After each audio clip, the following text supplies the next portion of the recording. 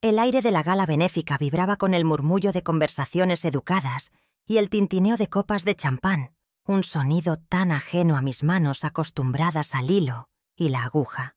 Estaba allí, en un rincón, sintiéndome como un gorrión extraviado en un jardín de pavos reales, solo para apoyar a mi hija Catalina.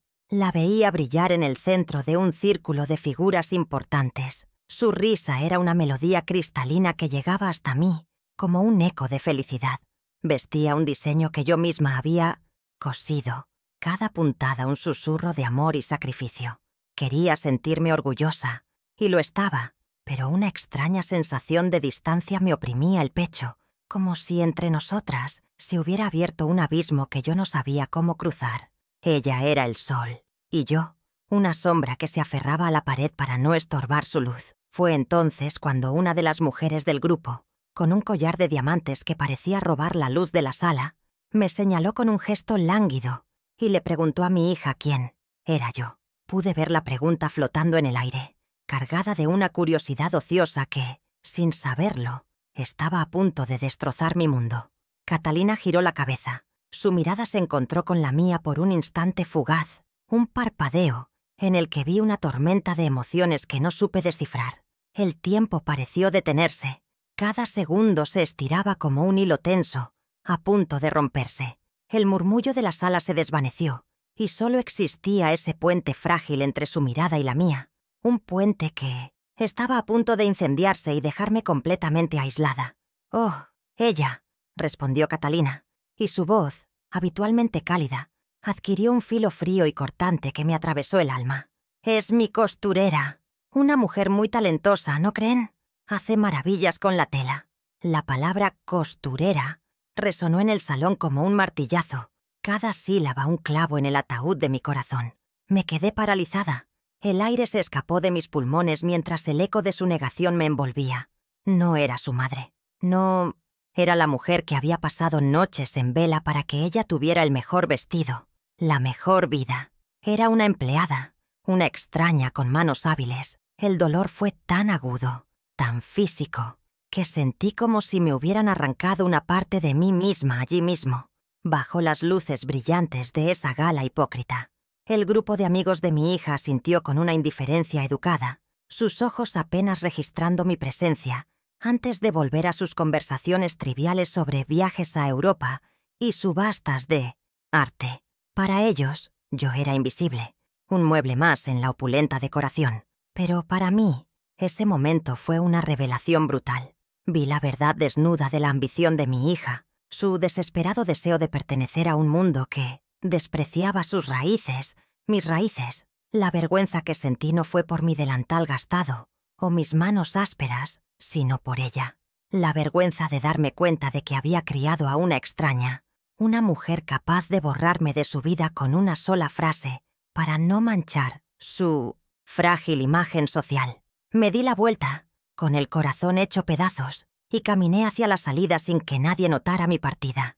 Cada paso era un esfuerzo, como si arrastrara el peso de 20 años de sacrificios inútiles. El frío de la noche me recibió como una bofetada, despertándome del estupor. Las lágrimas que no me permití derramar frente a ellos comenzaron a brotar, calientes y amargas, trazando un camino de desolación en mi rostro. ¿Cómo podía el amor de una madre ser tan fácilmente descartado? ¿En qué momento mi hija había aprendido a valorar más las apariencias que el lazo de sangre que nos unía? La respuesta era un vacío doloroso que no podía llenar. Mientras el taxi me llevaba de vuelta a mi humilde casa, a mi taller lleno de retazos y recuerdos, el dolor comenzó a transformarse. Debajo de la herida profunda, una llama diminuta y antigua comenzó a arder. Era mi dignidad, esa que había guardado en silencio durante tanto tiempo, la que había puesto siempre en segundo lugar por el bienestar de Catalina. Recordé las palabras de mi difunto esposo, su último consejo antes de partir, un secreto que habíamos compartido y que yo había mantenido oculto, esperando el momento adecuado, un recurso que nunca pensé que necesitaría usar contra mi propia sangre, pero que ahora se presentaba como mi única ancla en esta tormenta. Catalina no lo sabía, pero mi valor no residía únicamente en mi habilidad para coser. Ella había juzgado el libro por su portada. Había despreciado el texto que contenía la historia de nuestra familia, de nuestros sacrificios. Había olvidado que las manos que cosen también son manos que pueden deshacer, que pueden tejer un destino completamente nuevo. En esa noche de humillación, mientras el desdén de mi hija aún ardía en mi piel, una promesa silenciosa nació en mi interior. No buscaría venganza, no era mi estilo. Buscaría justicia, le enseñaría, y a todo su mundo superficial, que el verdadero valor no se mide en hilos de seda, sino en la fortaleza del carácter. Y yo, Elena Morales, la costurera, tenía un carácter forjado en acero y un secreto que valía más que todas las joyas de esa gala. Mi hija había cometido el error de subestimarme, de pensar que yo era tan solo una reliquia de su pasado, algo que se podía esconder en un armario. Pero pronto descubriría que esta costurera tenía un patrón propio que seguir, uno que redibujaría el mapa de nuestras vidas y le enseñaría una lección que el dinero no podía comprar.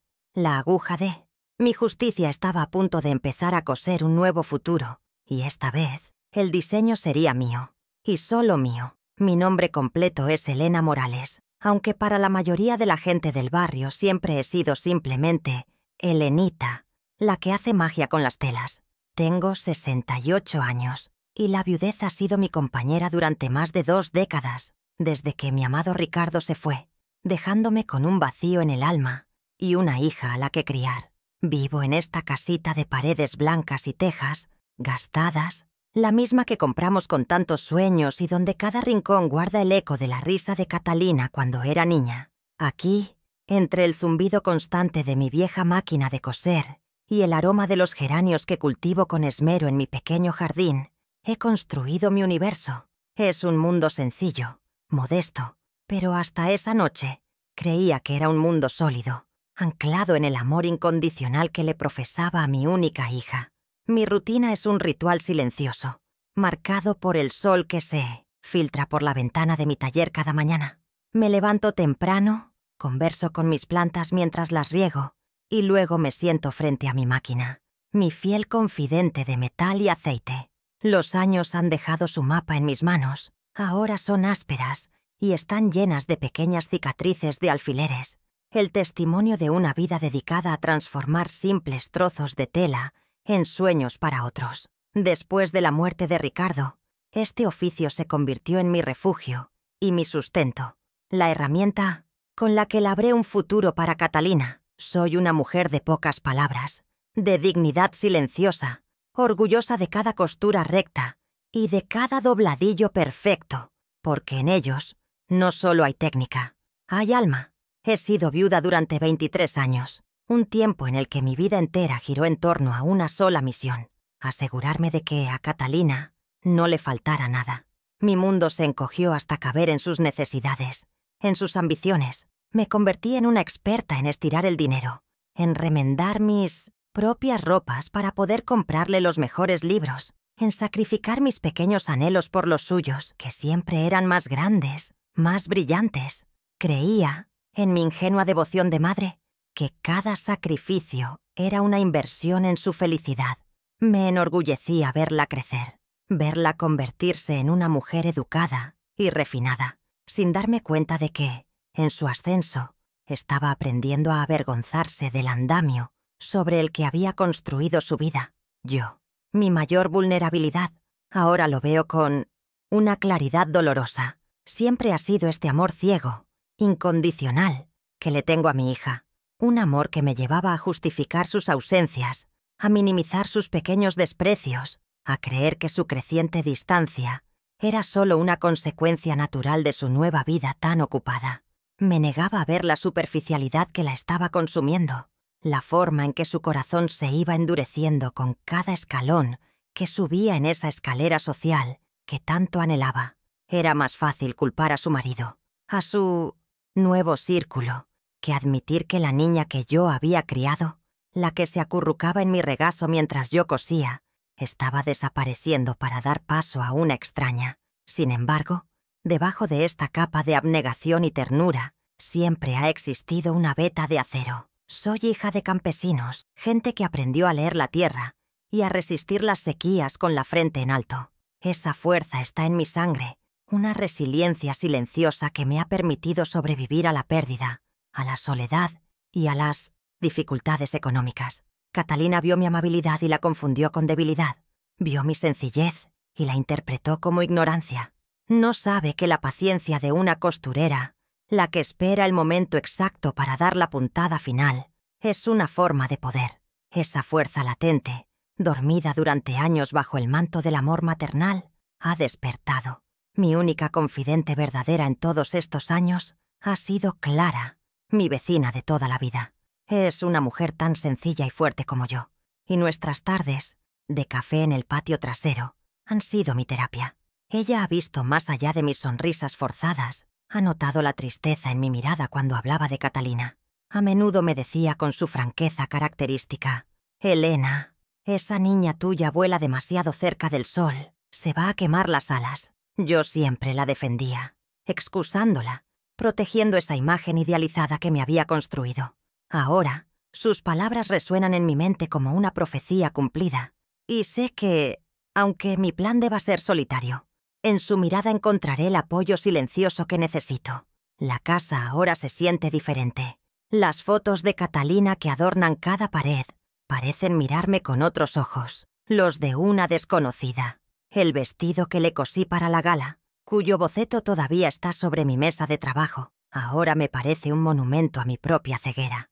Pero no hay tiempo para la autocompasión. La mujer que volvió en taxi esa noche no es la misma que fue a esa fiesta llena de ilusiones. El dolor tiene una extraña manera de despojarnos de todo lo innecesario, de dejarnos solo con la verdad. Y mi verdad es que merezco respeto. Mi verdad es que el sacrificio no debe ser una invitación a la humillación. El sonido de la máquina de coser ya no es solo el de un oficio. Ahora es el sonido de mi determinación. Cada puntada es una afirmación de mi identidad, de mi valor. Ya no coso para vestir a mi hija de apariencias. Ahora coso para tejer mi propio futuro.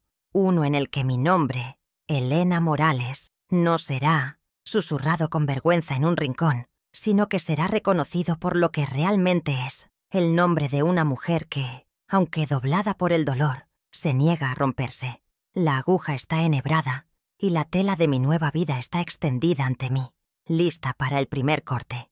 Mi estado civil es viuda, sí, pero no estoy sola. Me acompaña la memoria de un hombre que me amó por lo que era y me dejó las herramientas para protegerme. Me acompaña la fuerza de mis antepasados y la silenciosa complicidad de una amiga leal. Y sobre todo, me acompaña esta nueva y fría certeza de que el amor más importante que había descuidado es el amor propio. Catalina me llamó costurera, como un insulto, pero yo he decidido aceptar esa palabra y convertirla en mi estandarte, en mi armadura. Pronto descubrirá lo que una simple costurera es capaz de construir y también lo que es capaz de descoser. Así que esta soy yo, Elena Morales, una mujer de 68 años parada en la encrucijada de su vida, con el corazón herido pero el espíritu intacto. Una madre traicionada que ha decidido dejar de llorar para empezar a actuar. La historia no terminará en esa gala, con una humillación pública. Ese fue solo el prólogo, el doloroso comienzo que me impulsará a escribir un final muy diferente. Un final donde la dignidad no se negocia y el respeto se gana, puntada a puntada, con la precisión de una maestra en su oficio. Mi plan ya está en marcha, silencioso e invisible, como un hilván que pronto se convertirá en una costura imborrable. ¿Y tú? ¿Qué habrías hecho en mi lugar? Cuéntamelo en los comentarios. Si quieres escuchar más historias como esta, suscríbete y acompáñame. Mi familia es un árbol con una sola rama. Mi hija, Catalina, a sus 40 años, es el centro de mi universo, o al menos lo era hasta esa noche. También soy abuela de un pequeño llamado Mateo, un niño de rizos dorados y ojos curiosos al que apenas conozco. Lo he visto en contadas ocasiones, siempre en visitas breves y cronometradas en su casa palaciega, donde me siento más una extraña que una abuela.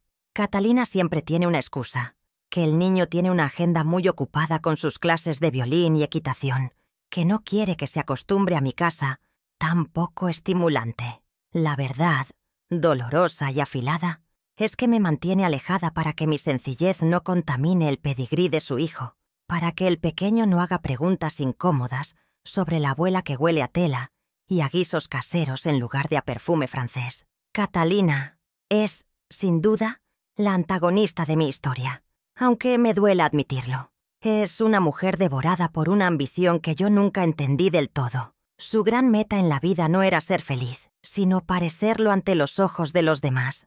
Desde que se casó con Ricardo, su esposo, un empresario de familia adinerada y apellido rimbombante, su única obsesión ha sido encajar, ser aceptada, borrar cualquier vestigio de sus orígenes humildes. Su miedo más profundo, su verdadero motor, es el pánico a ser descubierta, a que alguien levante la alfombra de su vida lujosa y encuentre debajo el polvo del barrio obrero donde creció.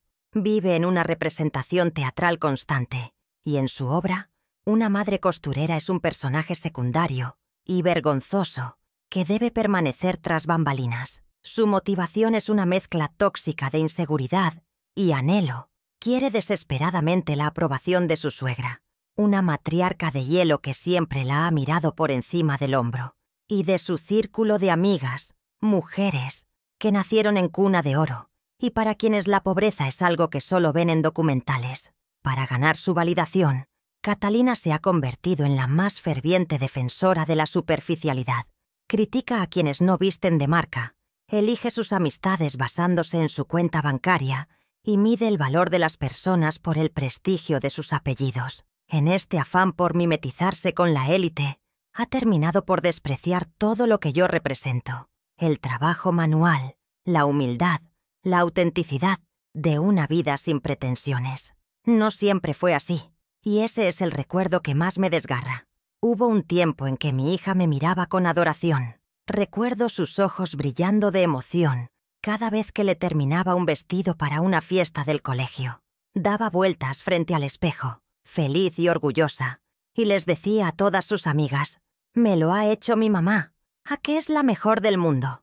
Esa niña que se enorgullecía de mis manos, que encontraba magia en el sonido de mi máquina de coser, parece una figura de un sueño lejano, una persona completamente distinta a la mujer que me negó en la gala. ¿En qué momento se rompió el hilo de ese amor? ¿Cuándo empezó a ver mis creaciones no como un regalo, sino como un estigma? El cambio fue gradual, pero se aceleró vertiginosamente después de su boda.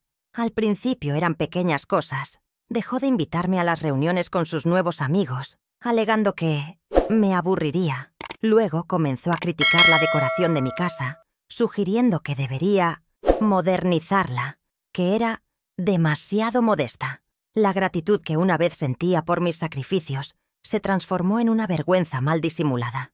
Las visitas se hicieron más cortas, las llamadas más esporádicas. Cada conversación se sentía como un campo minado, donde yo debía tener cuidado de no decir nada que revelara nuestro pasado, nada que pudiera avergonzarla frente a su impecable esposo. El episodio que mejor define esta transformación ocurrió hace un par de años. Había pasado semanas cosiéndole un mantel bordado a mano como regalo de aniversario. Cuando se lo entregué, emocionada, ella lo miró con una sonrisa tensa y me dijo: «Gracias, mamá. Es muy rústico. Lo guardaré para alguna ocasión especial en la casa de campo». Supe en ese instante que ese mantel nunca vería la luz, que sería escondido en el fondo de un armario como un secreto familiar. Mi trabajo, mi tiempo, mi amor, todo reducido a la palabra rústico, un eufemismo para pobre. Ese día entendí que ya no hablábamos el mismo idioma, que su corazón había aprendido a valorar el precio de las cosas, pero había olvidado por completo su valor real. Su esposo, Ricardo, es un cómplice silencioso en esta historia. No es un hombre cruel, pero es débil, completamente dominado por las convenciones de su clase social. Apoya a Catalina en su afán de ascenso porque el prestigio de su mujer es también el suyo. Él fue quien le enseñó que ciertas amistades son inversiones y que ciertas causas benéficas son más visibles que otras. Su influencia fue pues el combustible que avivó la llama de la ambición de mi hija, dándole las herramientas y el vocabulario para justificar su desdén.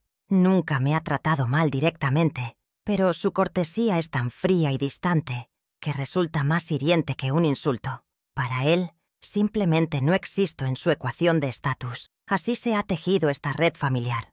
Una hija que me repudia por vergüenza, un yerno que me ignora por conveniencia y un nieto al que se me niega el derecho de amar y cuidar. Estoy en los márgenes de sus vidas perfectas, una nota a pie de página que preferirían borrar. La tensión entre nosotras no es de gritos ni peleas abiertas. Es una guerra fría, silenciosa, librada con gestos sutiles, con llamadas no devueltas y con palabras no dichas. Pero la batalla que se desató en esa gala cambió las reglas. Su ataque fue público, y mi respuesta, aunque silenciosa y estratégica, también lo será. Han subestimado a la costurera y están a punto de descubrir que los hilos que he manejado toda mi vida también pueden servir para atar cabos y revelar verdades muy incómodas. Durante más de 20 años, mis manos no han conocido el descanso. Han sido décadas de esfuerzo silencioso, de una renuncia constante a mí misma para construir, puntada a puntada, el futuro de mi hija. Desde que Ricardo falleció, mi vida se convirtió en una maratón sin línea de meta. Mientras otras mujeres de mi edad pensaban en jubilarse, en viajar o en dedicarse a sus pasatiempos, yo alargaba mis jornadas hasta la madrugada, con la única compañía del zumbido de mi máquina y la foto de una Catalina sonriente sobre mi mesa de trabajo. Cada vestido que entregaba, cada traje que ajustaba, era una pequeña pieza en el gran mosaico de sus sueños. Renuncié a tener una vida propia para que la suya pudiera ser extraordinaria, y lo hice con gusto, creyendo que no había mayor recompensa que su éxito y su felicidad. Para poder pagar la prestigiosa Universidad de Catalina, me especialicé en la alta costura desde casa. Trabajaba para las damas más elegantes y exigentes de la ciudad, mujeres que pagaban fortunas por vestidos que usarían una sola vez. La ironía de mi vida era palpable. Pasaba mis días rodeada de sedas italianas, encajes de Bruselas y brocados exquisitos, mientras yo vestía con la misma falda de lana remendada y blusas de algodón que ya habían perdido su color. Mis dedos, a menudo doloridos y pinchados, creaban belleza y lujo para un mundo al que yo jamás pertenecería. Cada centavo que ganaba, cada billete que guardaba con celo en una vieja caja de lata, tenía un único destino: su matrícula, sus libros, sus materiales. Yo comía guisos sencillos para que ella pudiera almorzar en los cafés cerca del campus con sus amigas. Superé dificultades que a Catalina nunca me atreví a contarle para no preocuparla. Hubo inviernos en los que apagué la calefacción en el resto de la casa para mantener caliente solo su habitación, mientras yo cosía con los dedos entumecidos por el frío. Hubo épocas de poco trabajo en las que tuve que vender algunas de las joyas que Ricardo me había regalado, pequeños tesoros de nuestro amor que sacrifiqué sin dudarlo por sus necesidades. Aprendí a ser electricista, fontanera y carpintera para no gastar en reparaciones. Me convertí en una fortaleza de una sola mujer, protegiéndola de todas las tormentas económicas y emocionales, creando para ella una burbuja de seguridad y oportunidades para que pudiera concentrarse únicamente en sus estudios y en su porvenir. Y ella prosperó, por supuesto. Se graduó con honores, su inteligencia era innegable. Yo lloré de orgullo en la ceremonia, oculta entre la multitud, sintiendo que cada noche de insomnio, cada dolor de espalda, había valido la pena. Creía que mi sacrificio le había dado alas para volar alto, y me sentía la madre más afortunada del mundo. Le proporcioné una educación que yo nunca pude soñar para mí. Le abrí puertas que para mí siempre estuvieron cerradas. Le di las herramientas para que construyera un mundo a su medida, sin imaginar que en ese mundo no habría un lugar digno para mí, la arquitecta de sus cimientos. El mayor de todos mis sacrificios, sin embargo, fue su boda. Catalina se había enamorado de un hombre de una familia inmensamente rica y quería una celebración que estuviera a la altura de su nuevo estatus. Yo no tenía los recursos para algo así. Mi pequeña caja de ahorros apenas cubría las necesidades del día a día, pero no podía negarle su sueño. Fue entonces cuando tomé la decisión más difícil. Vendí el pequeño terreno en el campo que Ricardo me había dejado. nuestra única herencia, el lugar donde planeábamos construir una casita para nuestra vejez. Era un pedazo de nuestro pasado, un ancla a nuestros recuerdos, y lo entregué para financiar una fiesta ostentosa que duró una sola noche. Ese dinero pagó las flores importadas, el banquete para 300 invitados y el vestido de diseñador que, irónicamente, ella no me permitió coser. «Mamá, esto es diferente», me dijo con una dulzura condescendiente. «Tiene que ser de una marca reconocida». Yo asentí en silencio, tragándome el dolor de esa pequeña humillación, y vi cómo el último legado tangible de su padre se convertía en champán y canapés. Esa boda fue su pasaporte de entrada a la alta sociedad, el evento que consolidó su imagen y le abrió las puertas que tanto ansiaba. Un sacrificio del que ella ahora prefiere no acordarse. Un detalle incómodo en la biografía impecable que ha escrito para sí misma. El contraste entre lo que di y lo que he recibido a cambio es un abismo que ahora me quita el aliento. Le di mi tiempo, mi salud, mi seguridad económica y los recuerdos de su padre. A cambio, he recibido llamadas apresuradas, visitas esporádicas y, finalmente, una negación pública.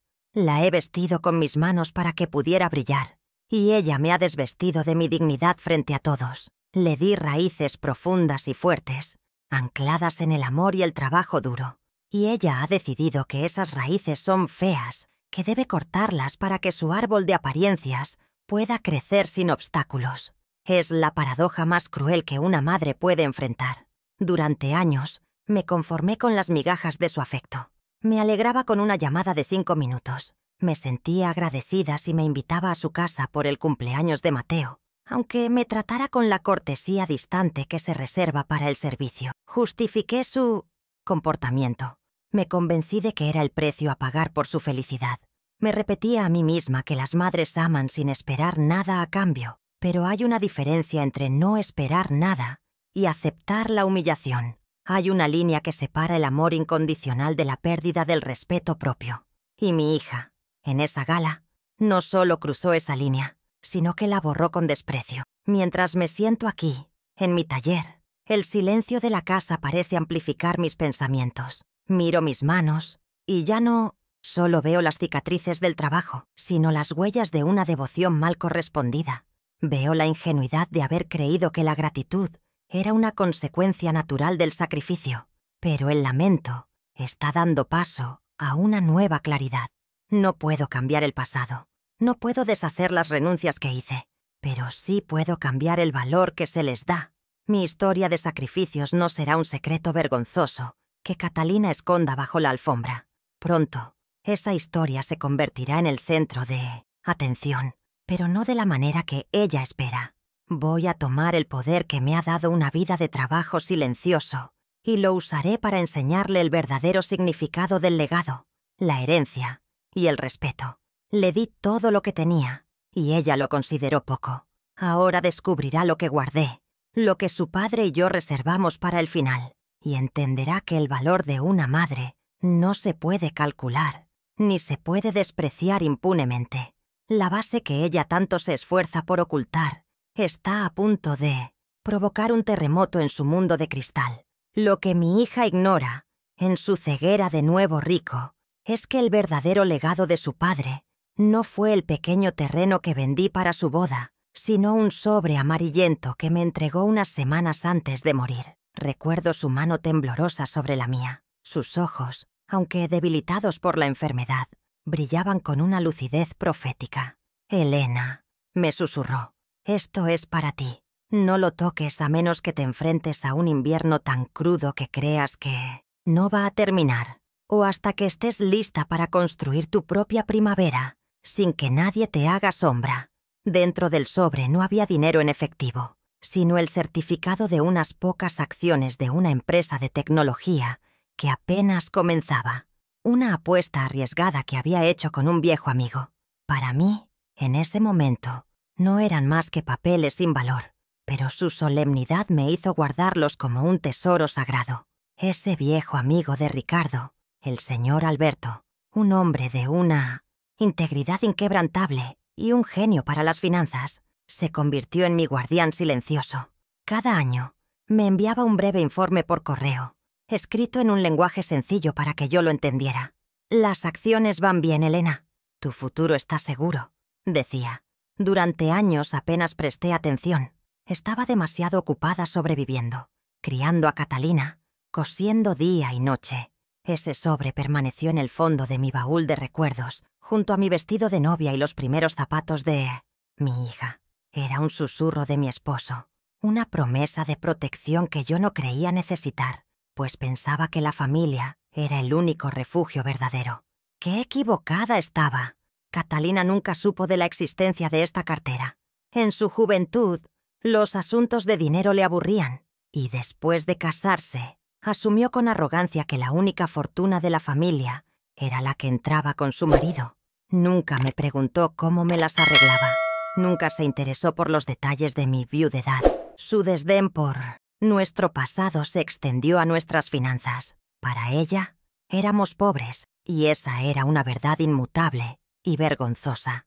Esa ignorancia, esa falta de curiosidad por la vida de la mujer que le dio todo, es la que ahora se convertirá en su talón de Aquiles. Ella construyó su mundo sobre la presunción de mi insignificancia, sin saber que bajo los cimientos de mi humilde casa se escondía un tesoro que empequeñecía su riqueza prestada. Con el paso de las décadas, esa pequeña empresa de tecnología se convirtió en un gigante global, y mis pocas acciones, olvidadas en el fondo de un baúl, se multiplicaron, se dividieron y crecieron en silencio, como un árbol secreto plantado años atrás, que ahora era un roble inmenso y frondoso. El señor Alberto fue el jardinero de esta fortuna, gestionándola con la misma lealtad con la que había compartido una amistad con mi esposo. Sin que yo misma fuera plenamente consciente de la magnitud, me había convertido en una mujer multimillonaria. Mi vida modesta no era una necesidad, sino una elección, una costumbre arraigada en años de austeridad. Seguí viviendo como siempre, porque mi identidad no estaba ligada al dinero, sino a mis manos y a mi trabajo. Hace unos meses, en mi última reunión con Alberto para firmar unos documentos rutinarios, él me mostró el valor actual de la cartera. Quedé sin aliento. La cifra era tan astronómica que parecía irreal, un número de un cuento de hadas. Él me miró con una sonrisa amable y me dijo: «Elena, Ricardo siempre supo que tú eras la mejor inversión de su vida. Ahora puedes hacer lo que quieras, puedes tener el mundo». En ese momento, la idea me asustó. ¿Qué haría yo, una simple costurera, con tanto dinero? Pero después de la gala, después de la herida infligida por mi propia hija, las palabras de Alberto volvieron a mí con una claridad meridiana. Este no era solo dinero, era poder, era una voz para la que había sido silenciada. Así que este es mi recurso oculto, la hebra dorada que nadie ve en mi humilde telar. No es una herencia que busqué ni una riqueza que ambicioné, sino un regalo del amor más allá de la tumba, una herramienta de justicia puesta en mis manos por el destino. Catalina me humilló por mi aparente pobreza, me descartó por no encajar en su mundo de opulencia. Pronto aprenderá una lección fundamental. La riqueza más grande no es la que se exhibe, sino la que se tiene en el corazón, y a veces la que se guarda en silencio, esperando el momento preciso para ser revelada. El invierno, del que hablaba mi esposo, ha llegado, el más crudo de todos, pero con él también ha llegado el momento de construir mi propia primavera. Los días que siguieron a la gala se arrastraron en un silencio denso y pesado. El teléfono, que solía ser mi conexión con el mundo de mi hija, permanecía mudo sobre la mesita del salón. Cada vez que sonaba, mi corazón daba un vuelco de esperanza, una esperanza tonta y masoquista de que fuera ella, llamando para disculparse, para decir que había sido un error, una tontería. Pero las llamadas eran de Clara, mi vecina, o de alguna clienta. Catalina no llamó. Su silencio era una declaración más elocuente que sus palabras en la fiesta. Era la confirmación de que su acto no fue un desliz, sino una decisión calculada. El vacío que dejó su ausencia en esas horas se fue llenando de una tristeza fría, una comprensión lúcida de que la hija que yo había criado ya no existía, y yo estaba de luto por alguien que seguía con vida. Cuando finalmente llamó, casi una semana después, Su voz era alegre y despreocupada, como si nada hubiera pasado. No hubo una disculpa, ni siquiera una mención de la gala. En su lugar, me habló de un problema urgente. «Mamá, necesito tu ayuda. Mi amiga, la esposa del cónsul, tiene un vestido de Dior que le queda un poco largo. ¿Podrías arreglárselo? Es para este fin de semana». Su petición, tan casual, tan normal, era una forma de tortura psicológica. Me estaba tratando como lo que dijo que era, su costurera. Estaba normalizando la humillación, borrando el incidente con una capa de cotidianidad. Me quedé en silencio por un momento, la petición atascada en mi garganta, y con una voz que apenas reconocí como la mía, acepté. En ese momento, aún era la madre que no sabía decir no. El cumpleaños de Mateo fue la siguiente estación en mi viacrucis particular. Fui invitada, pero mi papel quedó claro desde el momento en que llegué. Mientras los invitados de la alta sociedad charlaban en el jardín, la madre de Ricardo, mi consuegra, se me acercó con una sonrisa gélida y me dijo: «Elena, querida, ¿te importaría echar una mano en la cocina? Los camareros están desbordados». Miré a Catalina buscando su apoyo, pero ella desvió la mirada y le dijo a una de sus amigas, en un susurro que escuché perfectamente: «A mi madre le encanta ayudar, la mantiene ocupada». Pasé el cumpleaños de mi nieto sirviendo canapés y recogiendo platos, sonriendo mientras mi corazón se hacía añicos. Era una invitada de segunda clase en la vida de mi propia familia. Para colmo de males, Catalina nunca me pagó por el arreglo del vestido de Dior. Cuando, semanas después, se lo mencioné con la mayor delicadeza posible, no por el dinero, sino por el principio, ella soltó una carcajada. «Ay, mamá, por favor, no seas ridícula. ¿Cómo voy a pagarte? Somos familia». Sus palabras eran un laberinto sin salida. Cuando le convenía, yo era su costurera, una profesional a la que podía encargarle trabajos urgentes para sus amigas influyentes. Pero cuando llegaba el momento de valorar ese trabajo, de repente volvía a ser familia, y el dinero se convertía en un tema vulgar e inapropiado. Me estaba utilizando, manipulando las definiciones de nuestro parentesco a su antojo, siempre en su propio beneficio, dejándome a mí en un limbo de confusión y falta de respeto. Un martes, en un raro gesto de generosidad, me invitó a almorzar.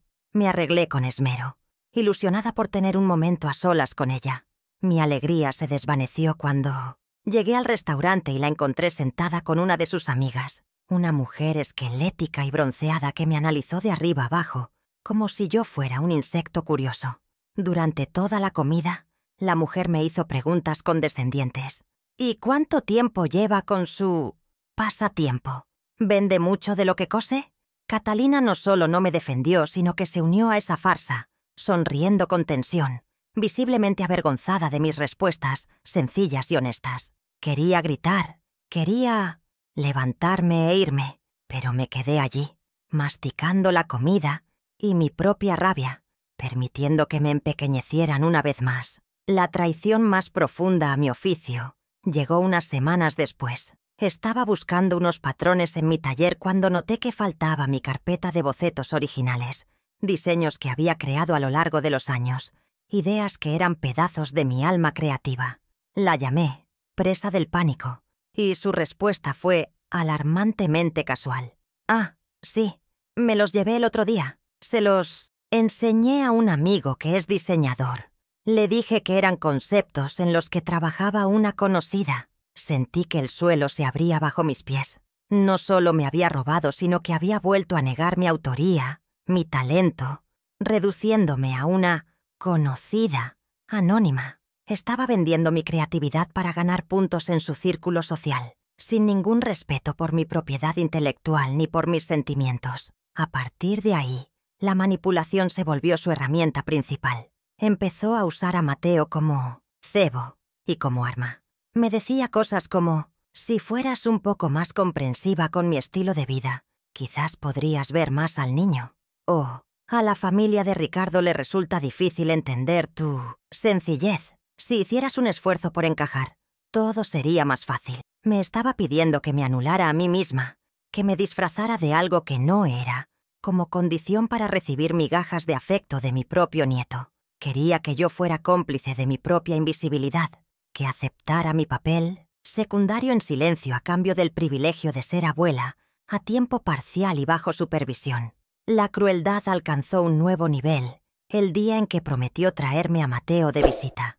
Pasé toda la mañana cocinando sus platos favoritos. Compré un pequeño tren de madera que sabía que le encantaría y preparé la casa para recibirlos. 1 hora antes de la hora acordada, me envió un mensaje de texto. Surgió algo. Imposible ir. Lo siento. La decepción fue inmensa, pero lo peor vino después. Esa misma noche, vi en las redes sociales una foto de ella, sonriente y elegante, en un partido de polo. No había surgido nada. Simplemente había tenido un plan mejor, y yo no estaba incluida. La mentira deliberada, la falta total de consideración por mi tiempo y mis sentimientos, me dolió más que cualquier insulto público. El desprecio se manifestó también en público. Un día coincidimos en una tienda de telas de lujo. Yo estaba buscando un tipo de seda especial para una clienta. Ella estaba con su mosuegra. Nuestros ojos se cruzaron por un instante. Vi un destello de pánico en su rostro antes de que apartara la mirada y fingiera estar fascinada por un rollo de tela. Pasó por mi lado, arrastrando a su suegra, y solo cuando ya estaba a varios metros, me lanzó un «Hola, mamá» por encima del hombro, tan bajo y rápido que casi se lo llevó el aire. Me quedé allí, en medio del pasillo, con el corazón encogido, sintiéndome como una mancha, como algo que uno debe evitar a toda costa para no ensuciarse. Su siguiente ataque fue directo a mis raíces, a mi hogar. Durante una de sus breves y calculadas visitas, miró alrededor de mi salón con aire crítico y dijo: «Mamá, has pensado en vender la casa. Se está haciendo muy grande para ti. Podrías mudarte a un apartamento moderno, más pequeño y práctico. Te ayudaríamos con la mudanza». Su sugerencia no nacía de la preocupación, sino del deseo de borrar el último vestigio físico de su pasado. Quería demoler el escenario de su infancia, el único lugar que testificaba que ella, la gran dama de sociedad, había salido de un barrio obrero y de una casa pagada con el sudor de una costurera. Quería borrar la historia para que su ficción fuera perfecta. Unas semanas más tarde, resbalé en la cocina y sufrí una caída bastante fuerte. Me dolía mucho el tobillo y, asustada, la llamé. Su voz al otro lado de la línea estaba cargada de impaciencia. «¿Estás segura de que es grave, mamá? Estoy en medio de una cena muy importante».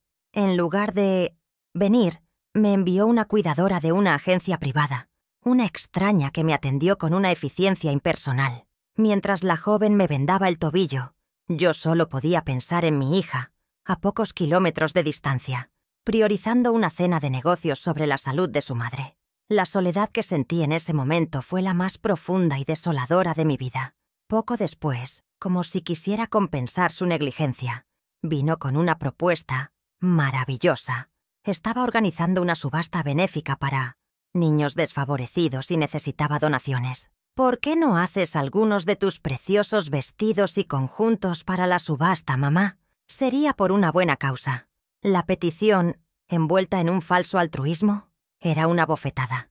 Quería que yo trabajara gratis, que invirtiera horas de mi tiempo y dinero en materiales, no por los niños, sino para que ella pudiera presentarse ante la sociedad como una gran filántropa, presumiendo de los artículos hechos a mano que había conseguido.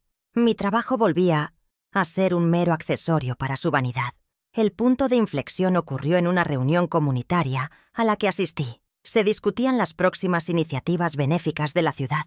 El director del orfanato local, un hombre apasionado y con pocos recursos, hizo una petición emotiva de ayuda.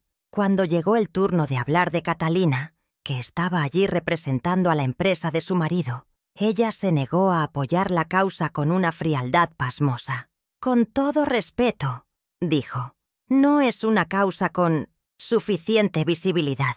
Además, es un tema un poco deprimente. Buscamos asociarnos con algo más inspirador». La sala quedó en silencio. Escucharla despreciar de esa manera a los niños que no tenían nada me revolvió el estómago y, sin que ella lo supiera, selló su destino.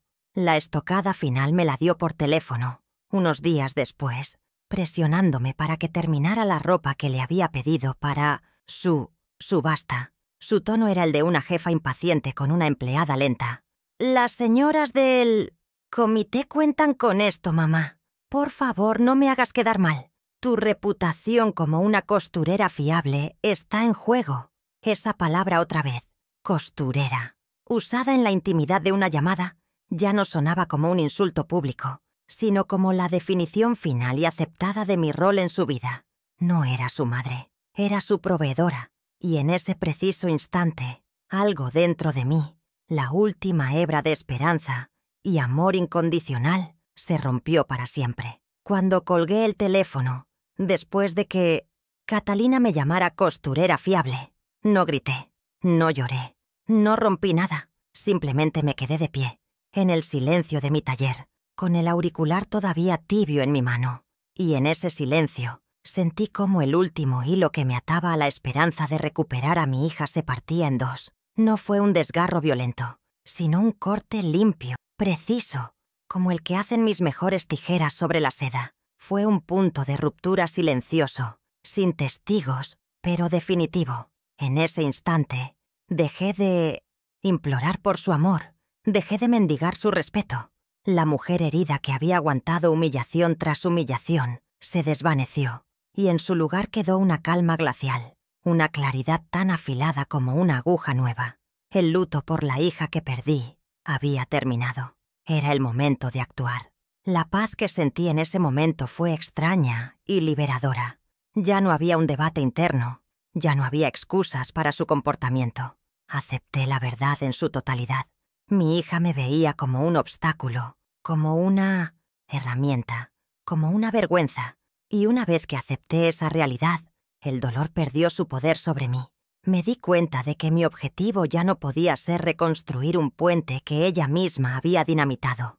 Mi objetivo ahora era mucho más simple y mucho más profundo: reclamar mi propia dignidad. No se trataba de venganza, porque la venganza es una pasión caliente y desordenada.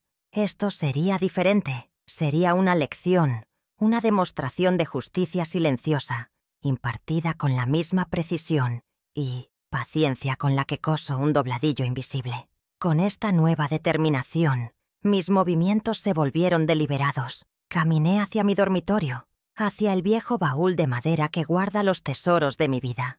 Lo abrí, y el olor a cedro y a tiempo llenó la habitación. Aparté mi velo de novia y los patucos de lana de Catalina, y saqué el sobre amarillento que Ricardo me había dejado. Por primera vez en más de 20 años, no lo miré como un recuerdo sentimental de mi esposo, sino como lo que realmente era: un instrumento de poder. Las cifras que el señor Alberto me había mostrado ya no me asustaban. Ahora las veía como un ejército a mi disposición, un ejército silencioso listo para marchar a mis órdenes. El legado de mi marido ya no era para protegerme de la pobreza, sino de la indignidad. Al día siguiente, con la primera luz del alba, marqué el número del señor Alberto. Mi voz no tembló. Sonaba firme, serena, la voz de una mujer que sabe exactamente lo que quiere. Cuando me preguntó cómo estaba, le respondí con una sinceridad escueta: «Estoy mejor que nunca, Alberto. Necesito pedirte un favor. Ha llegado el momento de usar los fondos. Quiero que liquides una parte de las acciones. Necesito tener disponibles $5 millones. Hubo un silencio al otro lado de la línea, y pude imaginar su sorpresa. No me preguntó por mis motivos. Tal era su respeto por mí y por la memoria de Ricardo. Simplemente dijo: «Considéralo hecho, Elena. El dinero estará donde me indiques en menos de una semana». Mi plan comenzó a tomar forma, tejiéndose con los propios hilos del desprecio de mi hija. Recordé sus palabras exactas en la reunión comunitaria, la forma en que había descartado al orfanato de la ciudad por no tener suficiente visibilidad. Esa frase resonaba en mi cabeza. Era la llave maestra. ¿Qué mayor justicia que usar mi poder invisible para dar luz a la causa que ella había condenado a la oscuridad?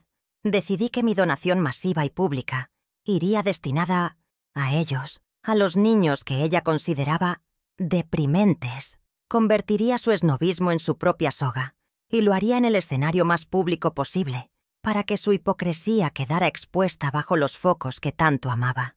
En los días siguientes, nadie podría haber adivinado la tormenta que se estaba gestando en mi interior. De cara al exterior, todo seguía igual. Me senté en mi máquina y terminé de coser la ropa para la estúpida subasta de Catalina. Cada puntada era perfecta. Cada ojal estaba rematado con una precisión impecable. Pero mientras mis manos trabajaban en piloto automático, mi mente estaba en otro lugar, planeando cada detalle de mi jugada maestra. Envié la caja con la ropa a casa de mi hija con un mensajero, sin una nota personal. Estaba cortando los lazos, uno por uno, de forma metódica y silenciosa. La obediencia se había convertido en una estrategia. Mi sumisión era ahora un disfraz. Ya no sentía el peso de la tristeza en mis hombros. En su lugar, había una ligereza, una sensación de propósito que me revitalizaba. Dormía profundamente por primera vez en meses, y por las mañanas, al cuidar de mi jardín, sentía que no solo estaba regando mis geranios, sino también las semillas de mi propia liberación. El poder no me había corrompido, me había anclado, me había devuelto el control sobre mi propia narrativa. Ya no era la víctima de la historia de Catalina, sino la autora de la mía. Estaba preparando el escenario, ajustando las luces y asegurándome de que cada actor estuviera en su lugar para el acto final. El secreto que había guardado durante décadas se había convertido en mi aliado más fiel.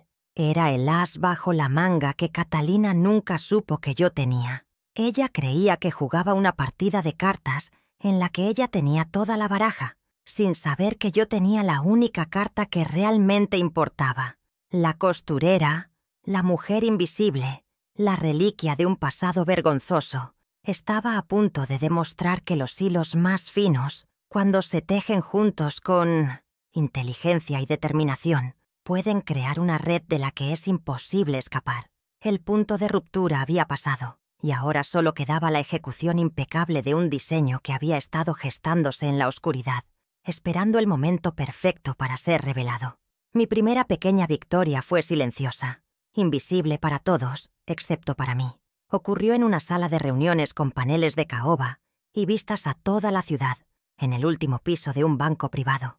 El señor Alberto me acompañó. Yo iba vestida con un sencillo traje de falda y chaqueta que yo misma había confeccionado, sintiéndome como un gorrión en un nido de águilas. El joven banquero que nos recibió fue cortés, pero pude percibir en su mirada un matiz de condescendencia, como si se preguntara qué hacía una mujer como yo en un lugar como ese. Su actitud cambió abruptamente cuando Alberto puso los documentos sobre la mesa y él vio el resumen de mi cartera. Su espalda se enderezó, su sonrisa se volvió genuina y empezó a llamarme señora Morales. En ese momento sentí por primera vez el peso real del legado de mi marido. No era orgullo por el dinero, sino la satisfacción de ser vista, de ser tomada en serio, sin tener que decir una sola palabra. Armada con esta nueva confianza, di el siguiente paso. Busqué el número del orfanato de la ciudad y llamé al director, un hombre llamado señor Hernández. Su voz sonaba cansada, la voz de alguien acostumbrado a luchar batallas perdidas. Me presenté simplemente como Elena Morales, una costurera y ciudadana preocupada. Le dije que había estado presente en la reunión comunitaria y que me había conmovido su discurso. Le propuse reunirnos para discutir una posible contribución a su causa. Pude sentir su sorpresa y su esperanza cautelosa a través del teléfono. Acordamos vernos al día siguiente en una pequeña cafetería cerca de su oficina. Colgué el teléfono con una sensación de propósito que me recorrió todo el cuerpo. La primera pieza del tablero de ajedrez había sido movida.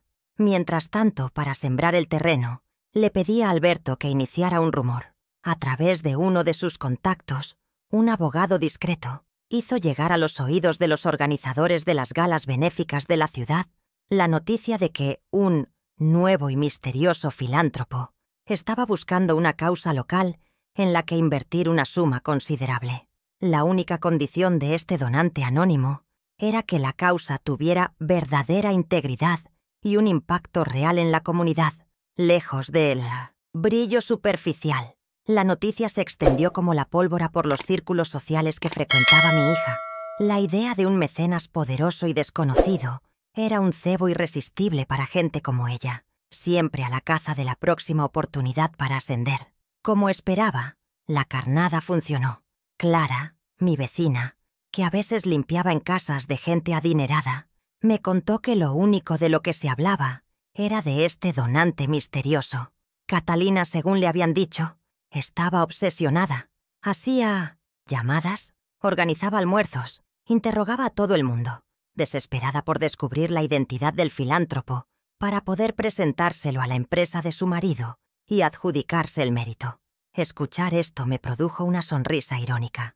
Mientras ella buscaba frenéticamente en el exterior, deslumbrada por el brillo del oro, no tenía idea de que el tesoro que tanto anhelaba estaba en el humilde taller de costura que tanto despreciaba. Su propia ambición la estaba cegando, convirtiéndola en un peón en mi partida.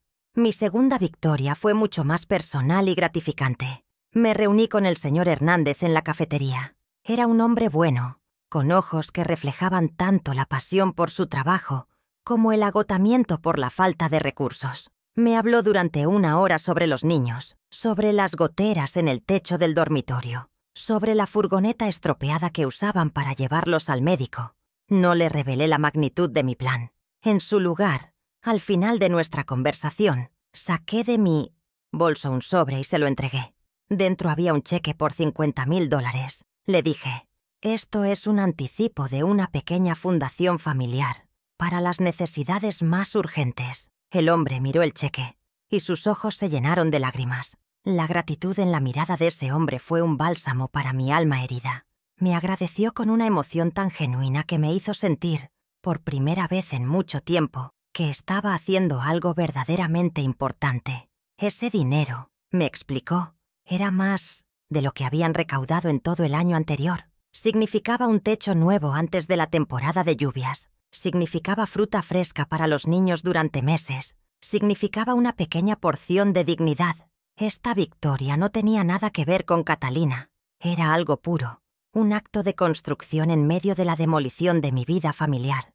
Me di cuenta de que el dinero de Ricardo no era un arma, sino una herramienta.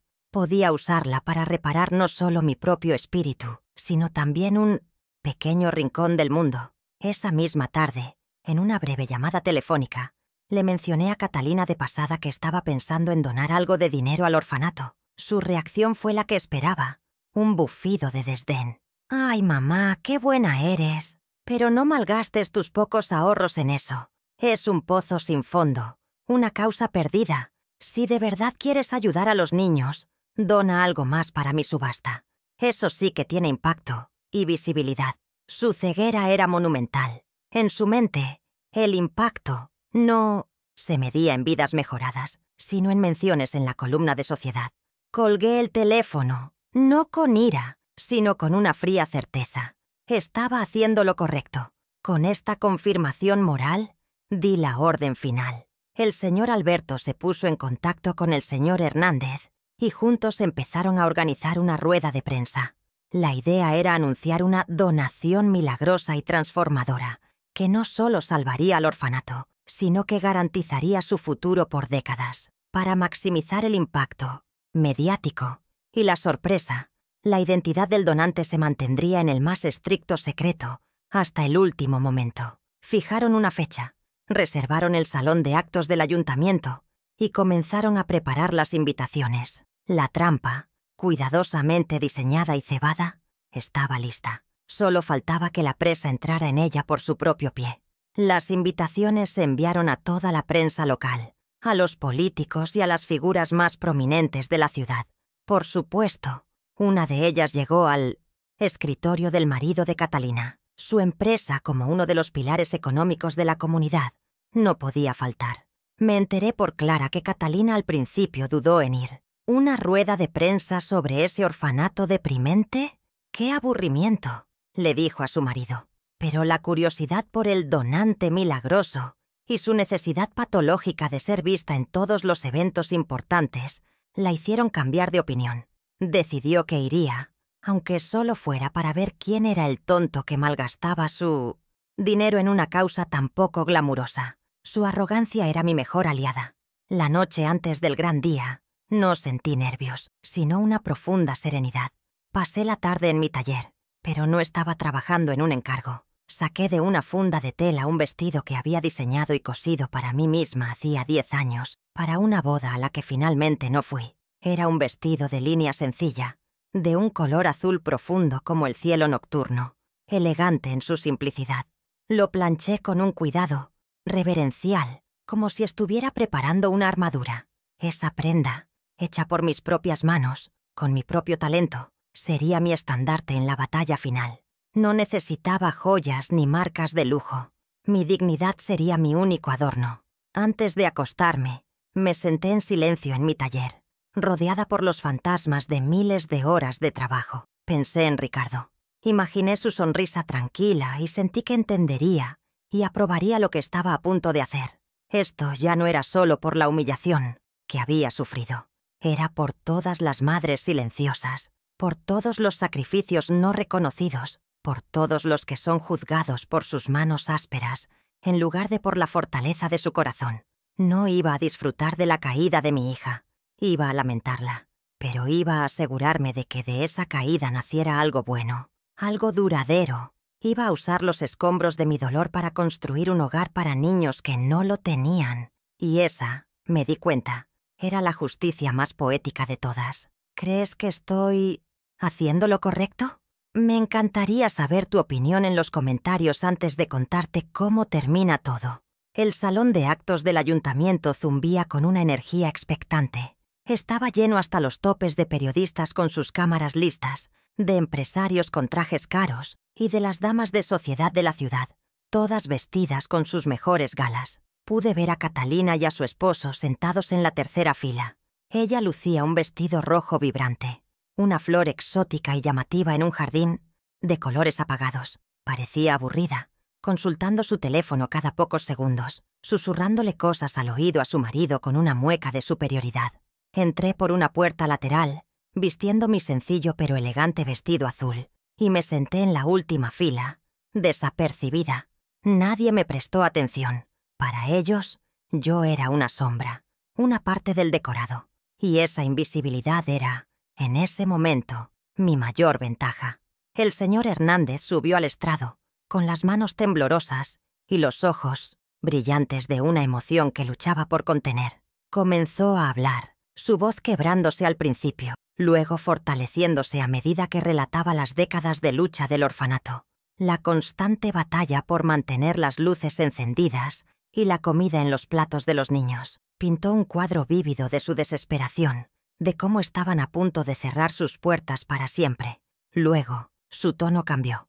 Habló de un milagro, de un acto de generosidad tan abrumador que cambiará el destino de cientos de niños. Creó una atmósfera de suspense, refiriéndose a un ángel anónimo que había aparecido de la nada. Sentí como la sala entera contenía la respiración, expectante. Durante el emotivo discurso, observé a mi hija. Catalina no escuchaba. Estaba más interesada en mostrarle algo en su teléfono, a la mujer sentada a su lado. Pude verla poner los ojos en blanco en un momento dado, como si todo aquel drama de la pobreza le pareciera de un gusto pésimo. Su desconexión era total, su arrogancia era una burbuja que la aislaba de cualquier sentimiento genuino. Estaba allí físicamente, pero su mente y su corazón estaban en otro lugar, probablemente planeando su próxima cena o decidiendo qué nuevo bolso de diseñador compraría. Esa imagen, la de su indiferencia total ante una historia de sufrimiento y esperanza, borró la última pizca de duda que pudiera albergar en mi corazón. «Y ahora», dijo el señor Hernández, su voz alcanzando un crescendo, «es mi más grande honor, el honor de mi vida, presentarles a la persona que ha hecho posible este sueño, la benefactora que financiará por completo nuestro nuevo y vanguardista pabellón educativo, que llevará el nombre de Pabellón Educativo Ricardo Morales». Un murmullo recorrió la sala al oír el nombre de mi difunto esposo. Todos los ojos se clavaron en el estrado, esperando que apareciera una figura imponente, un magnate de la industria, una celebridad nacional. Catalina se enderezó en su asiento, su aburrimiento reemplazado por una curiosidad depredadora. ansiosa por ver quién le había robado el protagonismo. Entonces, me levanté. El sonido de mi silla al moverse pareció resonar en el silencio expectante. Comencé a caminar por el pasillo central, con pasos lentos y firmes, hacia el escenario. Las cabezas empezaron a girar. La gente me miraba con extrañeza, con confusión. ¿Quién era esa mujer mayor, vestida con sencillez, que se atrevía a interrumpir el momento? Vi el rostro de Catalina. Su boca se abrió ligeramente. Sus cejas se fruncieron en una mueca de incredulidad y bochorno. Pude leer su pensamiento. ¿Qué está haciendo mi madre? ¿Se ha perdido? Está creando una escena. El pánico y la vergüenza luchaban en su mirada mientras yo seguía mi avance imparable hacia el micrófono. Llegué al estrado y el señor Hernández me recibió con una sonrisa de pura gratitud y me cedió el micrófono. Me giré para encarar a la multitud, a los flashes de las cámaras que empezaban a estallar, y busqué la mirada de mi hija. La encontré y la sostuve. Entonces hablé, mi voz clara y fuerte, sin un atisbo de temblor, resonando en cada rincón del salón. «Buenos días. Mi nombre es Elena Morales». Hice una pausa, permitiendo que el silencio se asentara de nuevo. «Y soy costurera». La confusión en la sala se hizo casi palpable. La palabra, pronunciada con orgullo y dignidad, colgó en el aire, un desafío a todo lo que representaba aquella audiencia. «He pasado mi vida trabajando con las manos», continué, «y he aprendido que el valor real de las cosas no está en su etiqueta ni en su precio. He aprendido que las bases sólidas, aunque no se vean, son lo más importante». Mi mirada seguía fija en Catalina. «Y he aprendido que la caridad no se hace por visibilidad ni para ganar estatus. Se hace desde el corazón, para ayudar a quienes lo necesitan, especialmente a los niños». No necesité decir su nombre. Todos en esa sala, que habían escuchado sus palabras en la reunión, entendieron. Por eso, en honor a mi esposo, un hombre que creía en el trabajo duro y en la honestidad, dono $5 millones a este orfanato. El efecto fue instantáneo. Primero, un silencio atónito, seguido de una explosión de aplausos y flashes. La noticia cayó como una bomba, y la onda expansiva golpeó directamente a mi hija. Los periodistas, que rápidamente conectaron los puntos, se giraron para fotografiar su reacción. La hipocresía de su negativa a ayudar a la causa deprimente quedaba brutalmente expuesta. Toda la ciudad era ahora testigo de su mezquindad, contrastada con la generosidad monumental de la madre, a la que había negado. El escándalo era público, inmediato e imborrable. Había usado su propio escenario, el de la alta sociedad y los medios, para revelar su verdadera naturaleza. Me enfoqué por última vez en el rostro de Catalina. Estaba pálida como el mármol, sus ojos desorbitados fijos en mí, llenos de una mezcla de odio, humillación y una incipiente comprensión. Su marido la miraba con una furia helada, su reputación manchada por la de ella. Las mujeres a su alrededor ya no le sonreían, sino que susurraban tras sus abanicos, sus miradas como avispas. El mundo perfecto que había construido con tanto esmero se estaba desmoronando en tiempo real, ladrillo a ladrillo, y la arquitecta de su demolición era su propia madre, la costurera.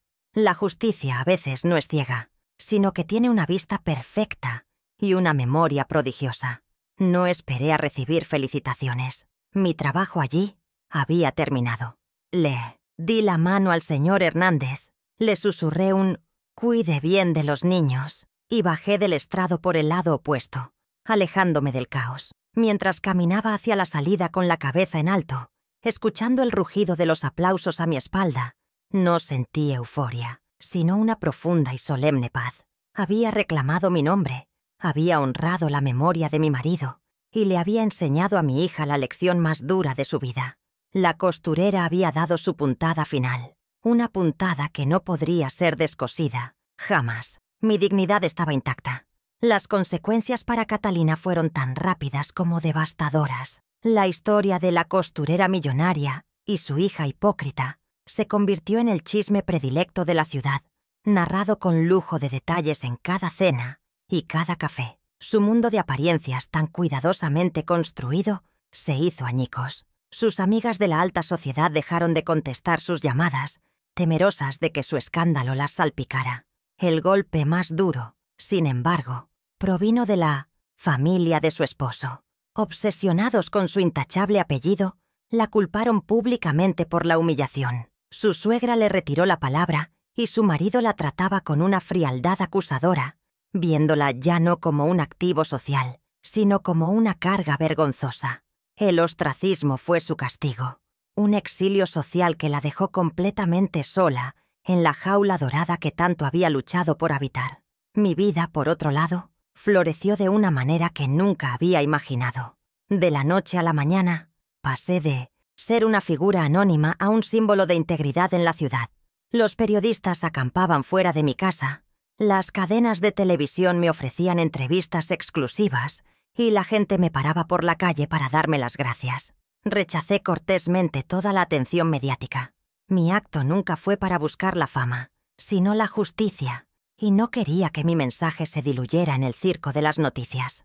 Mi nueva condición no estaba definida por los millones en mi cuenta bancaria, sino por el respeto que veía en los ojos de los demás. Había recuperado mi dignidad, no comprándola, sino demostrando que nunca la había perdido. Las pérdidas de Catalina fueron mucho más allá de lo social. Perdió la fachada que la sostenía, el espejo de admiración en el que se miraba cada día. Sin el aplauso de su círculo, se vio obligada a enfrentarse a sí misma, a la mujer vacía y cruel en la que se había convertido. Su esposo, viendo la caída en desgracia de su imagen, comenzó a hablar de separación, no por falta de amor, sino por cálculo empresarial. El mundo que ella había valorado por encima de su propia madre le estaba demostrando su verdadera naturaleza. Era un castillo de naipes que se había derrumbado con el primer soplo de verdad.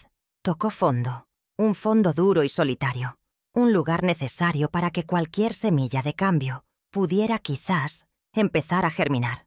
Mientras tanto, yo encontré una nueva familia. Me involucré de lleno en el proyecto del orfanato. No era solo la benefactora, era la abuela Elena, para casi 50 niños. Pasaba mis tardes allí, supervisando las obras del nuevo pabellón, enseñando a las niñas mayores a coser en un taller que montamos con máquinas nuevas y, sobre todo, escuchando. Escuchaba las historias de esos niños, compartía sus pequeñas alegrías y secaba sus lágrimas. En sus abrazos sinceros, en sus risas cristalinas, encontré una riqueza que ningún dinero podía comprar. Estaba construyendo un legado real, uno hecho de amor y oportunidades, muy lejos del mundo superficial que había dejado atrás. Mi vida, por primera vez, se sentía completa. Un mes después del escándalo, sonó el timbre de mi puerta. Era Catalina. Estaba demacrada, sin maquillaje, vestida con unos simples vaqueros y una camiseta. La arrogancia había desaparecido de su mirada, reemplazada por una desesperación frágil. Se derrumbó en la entrada, llorando y pidiendo perdón. Sus sollozos eran los de una niña perdida, y una parte de mi corazón de madre se conmovió. Pero la mujer en la que me había convertido sabía que las lágrimas, por sí solas, no eran suficientes para lavar el pasado. La dejé entrar, le preparé una taza de té y la escuché en silencio, dejando que vaciara todo su dolor y su arrepentimiento. Cuando terminó de hablar, la miré con una calma que a ella le pareció aterradora. «Catalina», le dije suavemente, «el perdón no es una palabra mágica que borra las heridas. El daño que me hiciste, la forma en que me despreciaste, no se puede arreglar con un «lo siento». Le expliqué que el amor de una madre es resistente, pero no indestructible. Le dije que la confianza, una vez rota en tantos pedazos, no se puede volver a pegar como si nada. Mi corazón podía perdonarla, pero mi respeto, mi dignidad, exigían mucho más que palabras.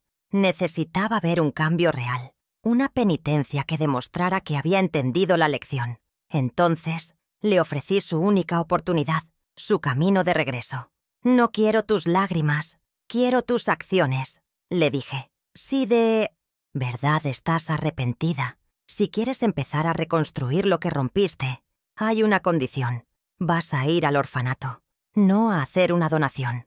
Vas a trabajar allí como voluntaria. Fregarás suelos, servirás comidas, Leerás cuentos a los niños que considerabas deprimentes. Lo harás durante 6 meses, sin faltar un solo día. La vi palidecer. Era el castigo perfecto, porque la obligaba a confrontar su propio prejuicio, a encontrar valor en el servicio y no en el estatus. La decisión quedó en sus manos. No la obligué, no la amenacé, simplemente le mostré la puerta y le dije que si aceptaba, me llamara para hacérmelo saber.